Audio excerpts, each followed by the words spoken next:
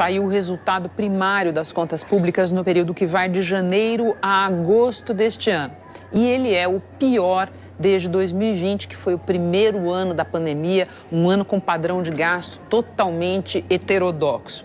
E o que a gente tem agora? Um rombo de quase 80 bilhões de reais. Saiu o resultado primário das contas públicas no período que vai de janeiro a agosto deste ano.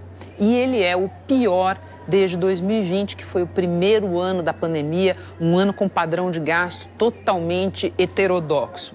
E o que a gente tem agora? Um rombo de quase 80 bilhões de reais. Saiu o resultado primário das contas públicas no período que vai de janeiro a agosto deste ano.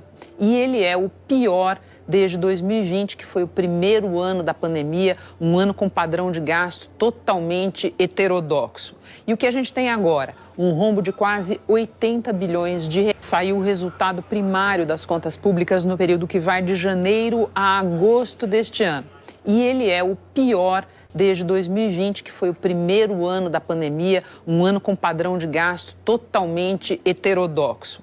E o que a gente tem agora? Um rombo de quase 80 bilhões de reais. Saiu o resultado primário das contas públicas no período que vai de janeiro a agosto deste ano. E ele é o pior desde 2020, que foi o primeiro ano da pandemia, um ano com padrão de gasto totalmente heterodoxo. E o que a gente tem agora? Um rombo de quase 80 bilhões de reais. Saiu o resultado primário das contas públicas no período que vai de janeiro a agosto deste ano. E ele é o pior desde 2020, que foi o primeiro ano da pandemia, um ano com padrão de gasto totalmente heterodoxo. E o que a gente tem agora? Um rombo de quase 80 bilhões de reais. Saiu o resultado primário das contas públicas no período que vai de janeiro a agosto deste ano.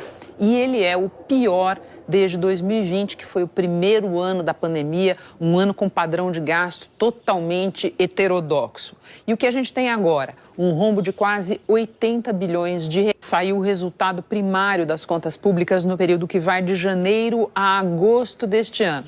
E ele é o pior desde 2020, que foi o primeiro ano da pandemia, um ano com padrão de gasto totalmente heterodoxo. E o que a gente tem agora? Um rombo de quase 80 bilhões de reais. Saiu o resultado